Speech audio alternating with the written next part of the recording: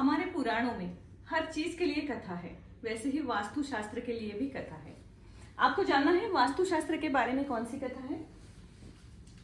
वास्तुशास्त्र के बारे में जो कथा है वो शिव जी से रिलेटेड है कि जब अंधकासुर नाम के एक राक्षस के साथ उनका युद्ध हुआ था तो उसका वध करते समय उनके भाल प्रदेश से, उनके कपाल से एक पसीना जिसे हम कहते हैं उसका एक ड्रॉप नीचे गिरा था। अंधकासुर तो मर गया, लेकिन शिव जी वो इतना शक्तिशाली था कि उससे युद्ध करते समय शिव जी भी थक गए और फिर उनके भाल प्रदेश से जो एक पसीने का ड्रॉप, एक बूंद नीचे गिरी, उससे एक भयानक अकाय राक्षस पैदा हुआ। अब था वो शिव जी का पुत्र ही।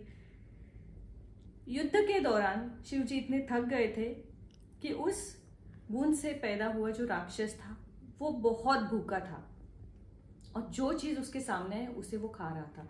अंधकासुर के शरीर को तो उसने खा लिया, उतने में उसकी जो भूख है वो शमन नहीं हुई, तो वो और चीजें खाने के लिए सोचने लगा और उसने सोचा कि पूरा ब्रह्मांड ही खाया जाए। इसके लिए उसने शिव जी की आराधना शुरू की। हम सबको पता है कि शिव जी कितने भोले हैं, जैसे ही कोई उनकी पूजा आराधना करेगा वो तुरंत वर देने के लिए तैयार हो जाते हैं और इसी चीज से सारे देव और दानव डर गए।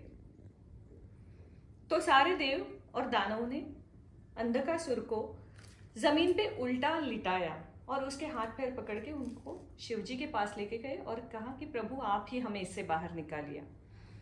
तब शिव जी ने कहा कि उसे भूख लगी है, तो अगर पूरे ब्रह्मांड से हर घर से एक वैश्विक ग्रास यानी एक निवाला उसे मिले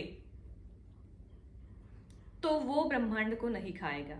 और वो राक्षस अग्री हो गया, उसने सहमति दे दी और उसने कहा कि हाँ, मुझे अगर रोज हर घर से खाना मिलेगा तो फिर मैं ब्रह्मांड को नहीं खाऊंगा। तो जो वास्तु पुरुष की आकृति आप देखते हो वो जमीन पे अपने पेट के बल लेटा हुआ है और उसके हाथ पांव जो है वो ऐसे जकड़े हुए हैं। अब इसके पीछे का साइंस अगर हमें जानना है तो बड़ी सिंपल सी बात है। जब हम बहुत ज्यादा, साइंस ने भी प्रूव किया है, हम बहुत ज्यादा मेहनत करते हैं या जो लोग हैं जो बहुत ज्यादा मेहनत करते हैं, जो कंस्ट्रक्शन वर्कर्स या रोड साइड में जो रोड के काम करते हैं, डंपर चलाते हैं, इन लोगों के पसीने में स्पर्म्स के काउंट पाए गए हैं। तो ये जो कथा है, इस कथा के बाद जो हमारा वास्तु पुरुष है उसका जन्म हुआ और तब से वास्तु पुरुष के लिए आग्नेय कोण में एक वैश्विक ग्रास रखने की प्रथा चलित हो गई है। हम देखते हैं हमारे पूर्वज जो थे हर बार खाना खाते समय एक निवाला बाहर निकाल के रखते थे और बाद में उसे बाहर रखते थे। चिड़ियों के लिए खाना रखते थे, पंछियों के लिए, प्राणियों के लिए, हर चीज को सांत्वन करने के बाद फिर वो अपना ग्रास लेते थे। अब इस वास्तुशास्त्र की कथा के बाद ये जो वास्तु पुरुष है और ये जो वास्तुशास्त्र है, इसका हमारे जीवन पे क्या प्रभाव पड़ेगा, ये अगर हमें जानना है तो इसके लिए आप मुझसे जुड़े रहिए और हम धीरे धीरे पूरा वास्तुशास्त्र सही तरीके से जानने का एक प्रयास करेंगे।